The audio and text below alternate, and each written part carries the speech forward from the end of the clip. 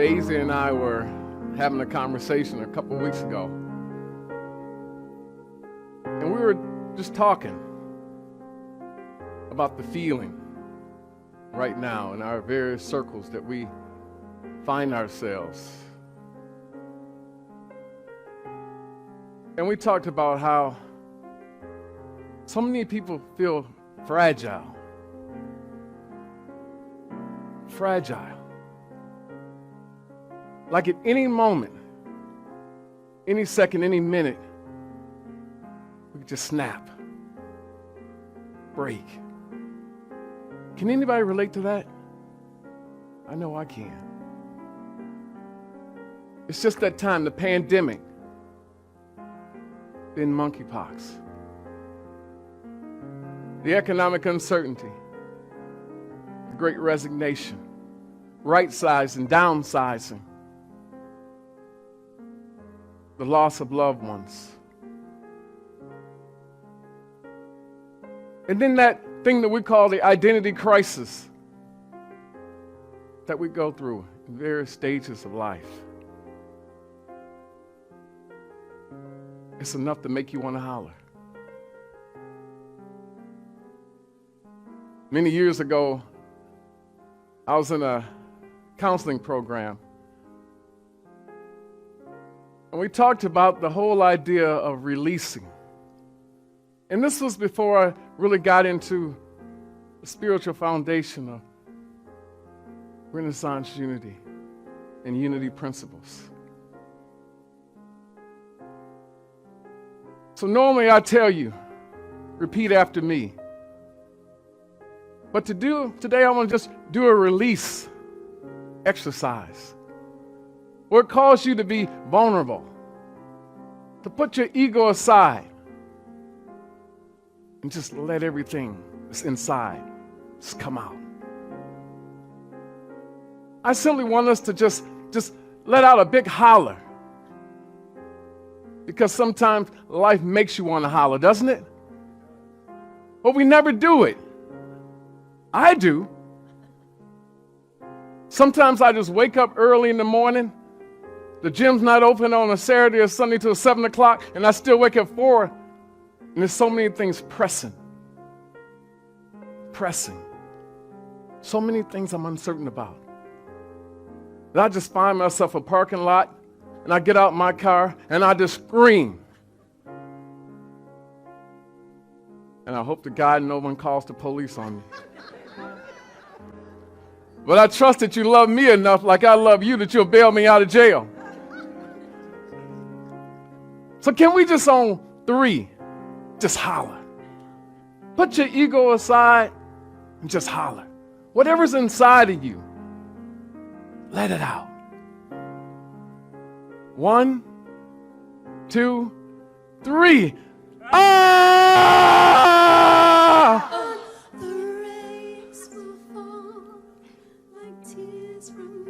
It's pretty good, but there's more inside of us.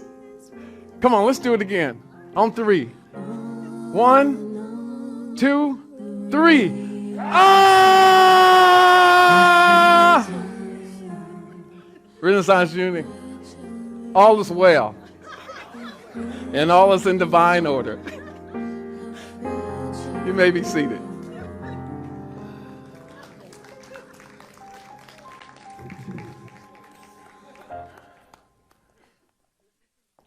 I call her my baby girl, but she is no blood relative of mine.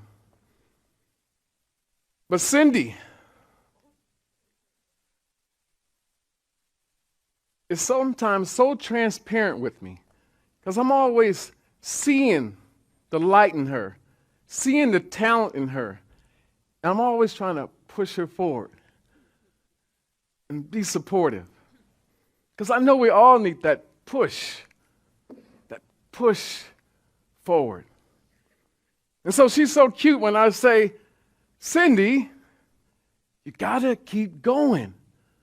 You gotta express that awesome talent that you have. And she's so cute in her response. She says, Reverend Glenn, I just don't know. I'm not sure. And I tell her, I'm not sure either. Anybody here not sure about the path forward?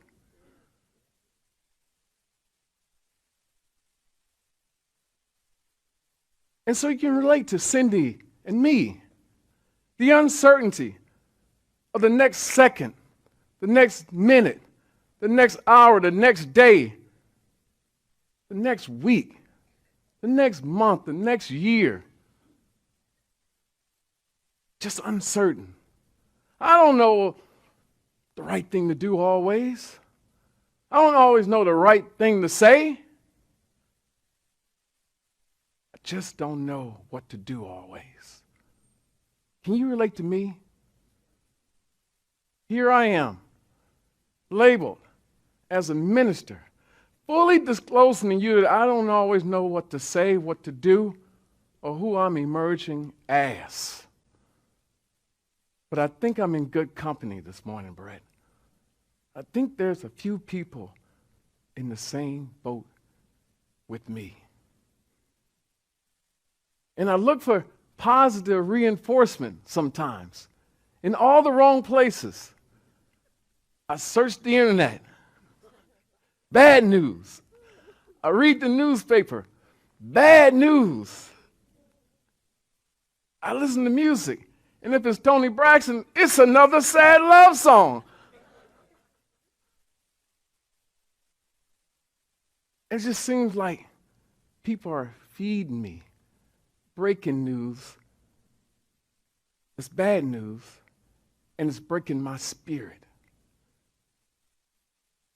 Today, I ask you the question, is it okay to feel fragile?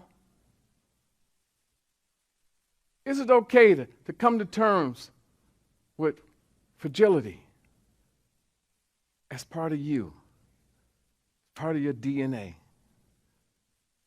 Is it okay to feel fragile, even though you're this spiritual being having this human experience and you're practicing unity principles, you still feel fragile, vulnerable, unsure, unclear, uncertain, and we move on in time. So what do you do? Is the question. I heard about these frogs who were walking through the forest as a group. Picture that in your mind. Frogs walking through the forest, not hopping, walking. On how many legs? Not 4? I'm just testing. But they were walking through the forest. All of a sudden, 2 of the frogs fell into a dark pit. What did they fall into? How many frogs fell into that dark pit? All of a sudden, these 2 frogs were looking up, and the other frogs were looking down. And they said, "It ain't looking good for you 2. You ain't gonna make it. In fact, y'all gonna die." And so they kept on trying to leap out of the pit. They kept on and kept on trying to leap out of the pit. And they kept saying, "You're not gonna make it." So one of the frogs just laid down and died. I know, we can all say, "Oh." 1, 2, 3. The other frog kept jumping. All of a sudden, he jumps out of the pit. The frogs were amazed. They said, "Didn't you hear us? You're not going to make it." And he said, "I'm sorry. I wasn't listening to you closely. I thought your hand motion was you cheering me. And so I got encouraged, and I kept trying, and I jumped out of the pit." Anybody here ever feel like you're in a dark place? in a pit, and as hard as you try to get out of that pit, you're jumping. Just seems like some days you're not getting out of that pit, out of that space, out of that place. Can you relate to me?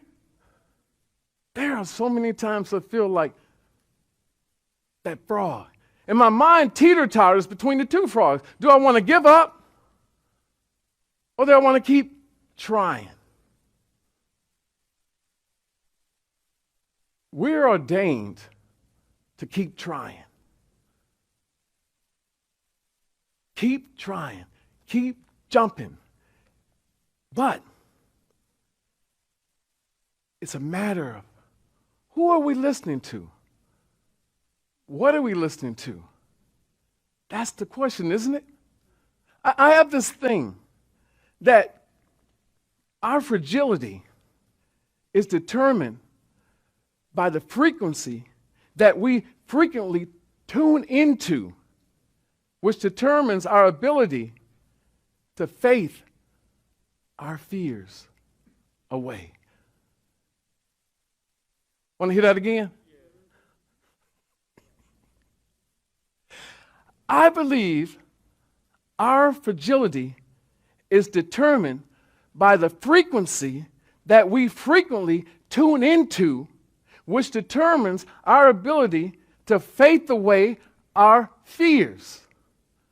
That's Reverend Glenn. You know how you give people credit when they have a quote or something? I'm up there late last night. We just got back from a ceremony in Flint. We got back way too late. So I'm up late, just putting polishing touches on it. And I said, what's the deal here? Because these little voices in my head is saying, you're not going to be ready, you're not going to be ready, you're not going to be ready. Then one of my cars was down, right, this morning. The car is down that I normally drive. And so the one I'm driving has no air conditioning. Something, if I take that, I'm going to get there and I'm going to smell terrible. It's like, okay, what am I listening to? What am I tuned into? What frequency? Because that frequency matters. And so it becomes the revelation of our life. The frequency that we tune into. Can we just change the channel sometimes? Can we just tune some things out sometimes? Make better music come out of that box. Play a better record. But sometimes, I don't know how many of you are my age, but we used to have this thing called a phonograph. Turntable. Record player. Remember that? It had a needle. And you put the needle on the record. And it played. They're coming back. But the thing about it was, if the record had a scratch in it, what would happen?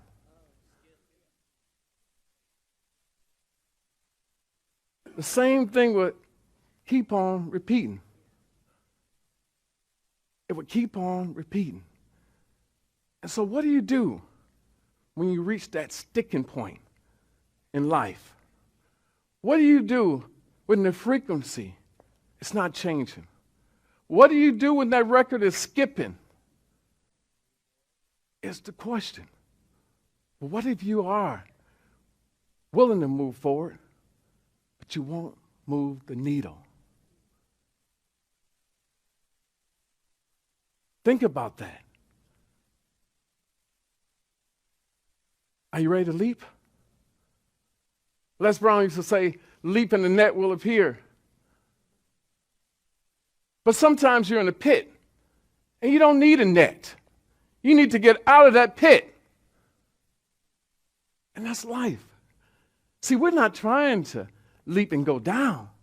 We're trying to jump and go higher. That's the question we have today. What do we turn into? Is it providing us the opportunity for fear to be more relevant than faith? Or is it the frequency that allows faith to overturn fear. What's more frequent in your life?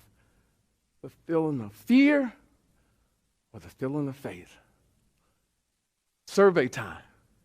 Raise your hand if you have more frequent experiences with fear.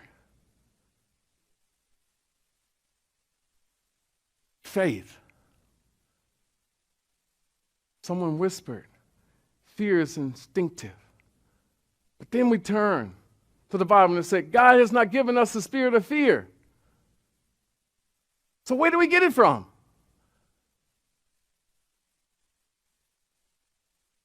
Where do we pick it up?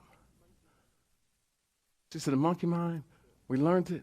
But we picked it up, conditioning ourselves to be humans. To be humans. Forgetting our spirituality, but letting the human side of us take over, take precedent. In Corinthians chapter 4, verse 1, it says, therefore, having this ministry by the mercy of God, we do not lose heart. We are afflicted, perplexed, struck down, but we do not lose heart. There's an inner part of us that always wants to be rewarded by the notion that we're connected with the Christ. And it's through that connection with the Christ consciousness that we elevate ourselves. And so when we have those human experiences of being crushed, perplexed, persecuted, or struck down, we move to a higher level of frequency. And we realize that this too shall pass. Can you say this too shall pass? This too shall pass. And that's the real experience. And I ask all of my clients all the time, what did you worry about 30 days ago? 60 days ago? Last year on this date, 9/11, what were you concerned about? What was so pressing that it had your attention? It had you in a fear state over a faith state. You don't remember. This too shall pass. And that's the tool for today. This too shall pass. What if you walked around all day long and as fear presented itself to you, you said, this too shall pass. This too shall pass. And as you keep moving down the path, you keep saying, this too shall pass. Can we try that? Make this swimming motion. Y'all look ridiculous. This too shall pass. Say it. This too. Now say it in an alluring voice. This too shall pass.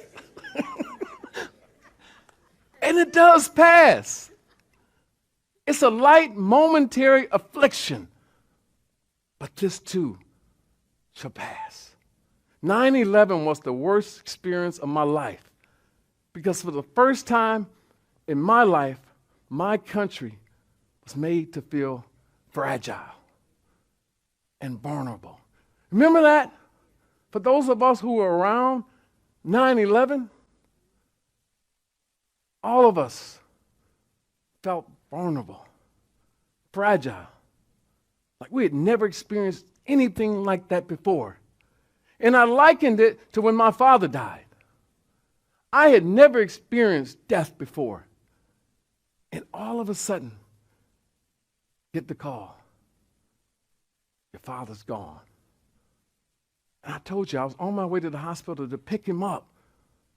What are you talking about? And all of a sudden, one of the people that I leaned on for courage, for strength, for resources, for confidence, was gone. And many of you know what that's like to experience that moment of feeling fragile, cracked open just a little bit, more than you care to be in that state of darkness. But James Denny wrote something that I had to really search myself to see if I believed in it. He wrote, suffering for the Christian is not an accident, it's a divine appointment. Read that. Suffering for the Christian. It's not an accident, it's a divine appointment. Why? Why would something like that make sense to us? Why would something like that make sense? A divine appointment suffering? Doesn't that sound kind of ridiculous?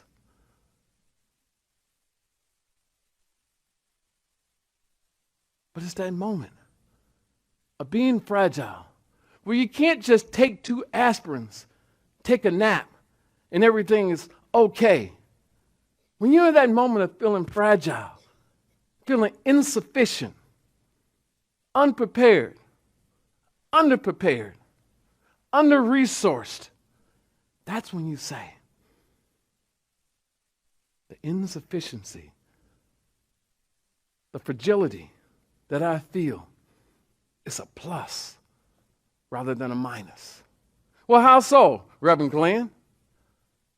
How can that be a plus instead of a minus? Well, think about it. Most often, our greatest spiritual growth comes in moments of disappointment and tears. And all of a sudden, we realize we're fragile and we need something more than the presenting self that we are. Anybody relate to that? There's so many people, and I'm not picking on anybody, but there's so many of my friends who won't get up on a Sunday morning, won't fellowship in a spiritual community. But then the tragic moment happens, and all of a sudden, they want to know the Word. They want to connect with God. They want to know if the Christ is really within them. You ever experienced that from somebody? And maybe it drove some of us to a spiritual community. Those moments. And so it is the case. I do believe that in those times of feeling our fragility, insufficiency, that we begin to grow as real spiritual beings having a human experience. Other times we're just so preoccupied with the world and all the worldly things that we think are so important, and they're all so transient. We always say, what was important 10 years ago? No more. The chase begins to slow. Anybody in here can relate to me? In my teens, in my 20s, my 30s, my 40s, I'm in the chase for everything. I mean for everything. You name it. The good time, the feel good, the money, the car, the bling bling, in the chase. And then all of a sudden, you notice, you keep walking forward. You keep saying, I don't need those things anymore. I just want peace. I just want to experience love. That's all I want, to feel valued. And that's the testimony we have. And it's that emerging mindset that we move into. And we move away all of those worldly things as the priority. And then all of a sudden we begin to say, now I know. Can we all say, now I know? Now I know. I know. And so when someone comes to you now, you say, I already know. I already know. I already know that I'm one with the Almighty God. I already know that I'll never be forsaken. I already know that I'm more than a conqueror. I already know that God is my ever-present help. I'm fighting to get to the higher level of love, the next stage of elevation to love. I'm tuned into, I'm fixated. My channel cannot be changed from the station of love. WW love. That's what I'm tuned into. Can we do a life affirming affirmation together? I'm going to ask you to stand on your feet.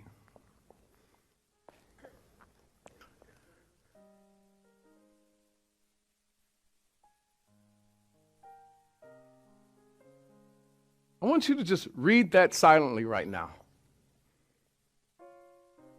Because I believe that this is a tool, a very sacred tool. It's the point in your life where you make the decision to just chuckle at all your experiences, good, bad, indifference, ugly. But you just make the decision that now's the time that I'm getting my legs under me. I'm connecting my mind, my body, and my spirit in unity. And it's creating a collective force, a collective energy. Well, I affirm everything that is mine,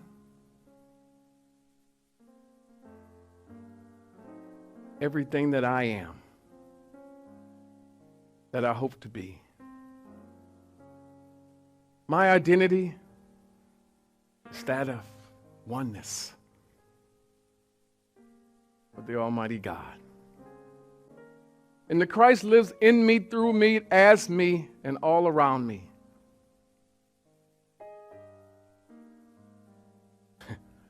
I toyed with the idea of being fragile. I thought I was an egg that with an easy tap could be broken. But here I am now. Here you are, with all the seasonings of life sprinkled on you and inside of you. It's supposed to be a good feeling, because wisdom awakens us. And with that awakening, it allows us to ascend to a higher level. No more fear. No more fragility. We faith it all away. Let's read this together. I think about life. I affirm life. I affirm the enjoyment of my life. I'm alive with the life of God. I bless every cell, every function, every organ of my body. I concentrate on the life of God that is filling me through and through. And so it is. Amen. You may be seated. See, I'm going to leave you with a challenge. And I could get off easy, Brett, and just say, I want you to remember that you're a frog. But you're the frog that won't quit. You keep on hopping out of that pit. But there's some questions I want you to ask yourself. And they become challenges when the negative experiences, the negative stories seem like affirmations of who you are.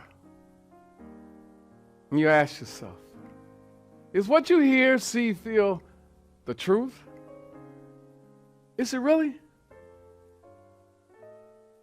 Probably not, if it's from the external. Is it necessary for you to hold on to and live out?